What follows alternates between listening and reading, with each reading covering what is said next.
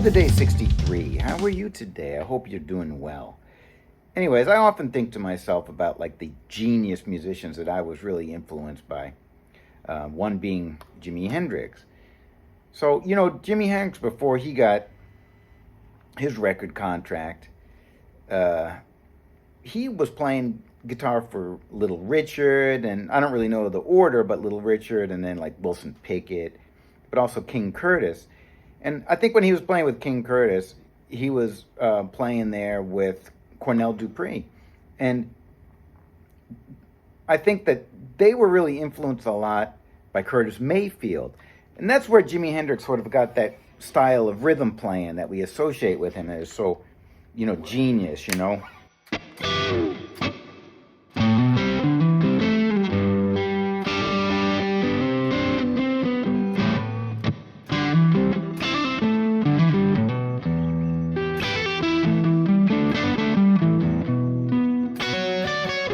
Right, this thing, right? This, that song, right? So this is sort of the rhythm style of Cornell Dupree, and also, before that, even Curtis Mayfield, okay? So, Jimi Hendrix was also influenced by Muddy Waters. So if you listen to like Catfish Blues and you listen to, Voodoo Child, for example, you hear that.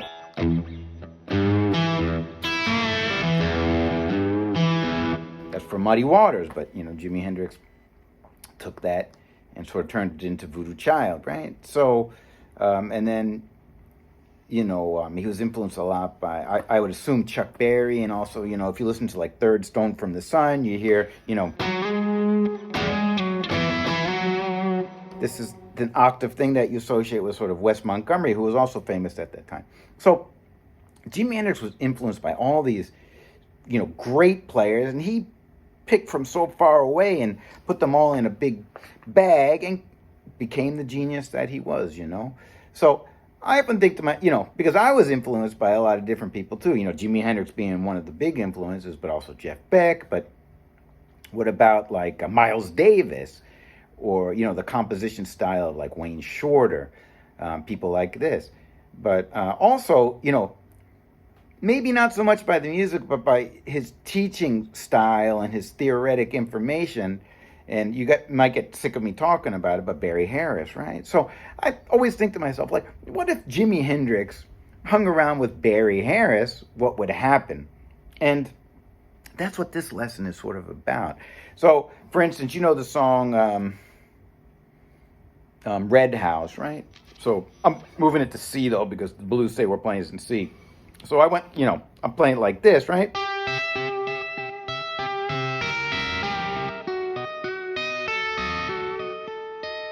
And then,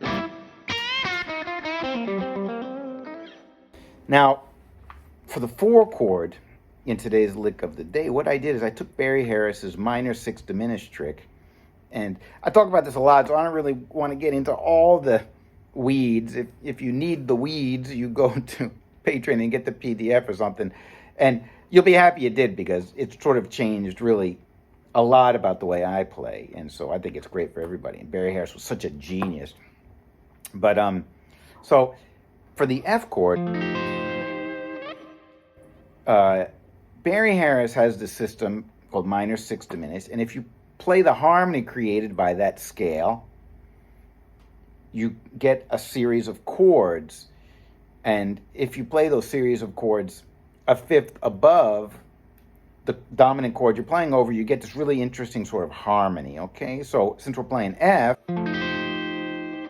I want C6 diminished, the chords that are harmonized from that scale. So here is C minor 6, B diminished. This is C minor 6 again, but you can see this as F9, right? That's what it sounds like. And then the diminished chord again.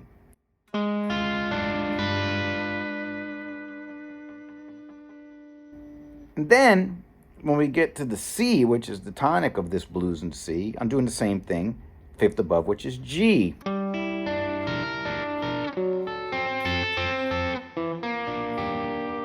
And I'm playing it sort of in the style of Red House. Remember that thing we did?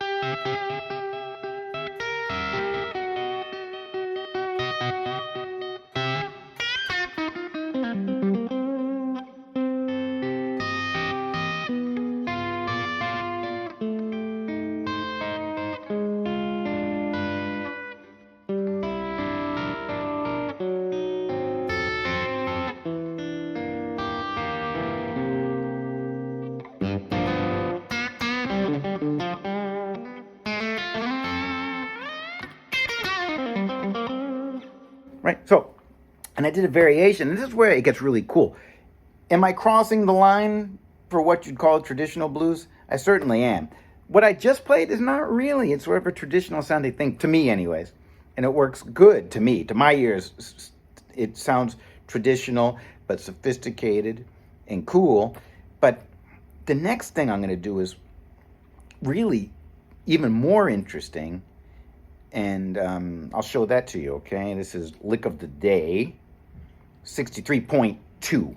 So look, remember we went like this? Look at that note on the second string for that B diminished chord. So I'm going to borrow it. I'm going to go like this.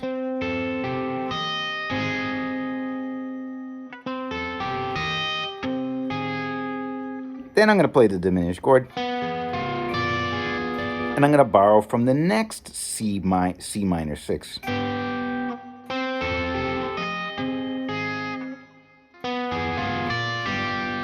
And continue on that way.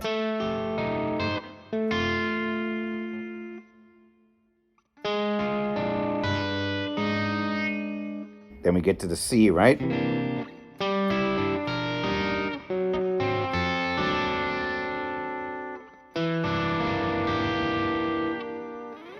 So that's the trick, okay? So let me see if I can do it again.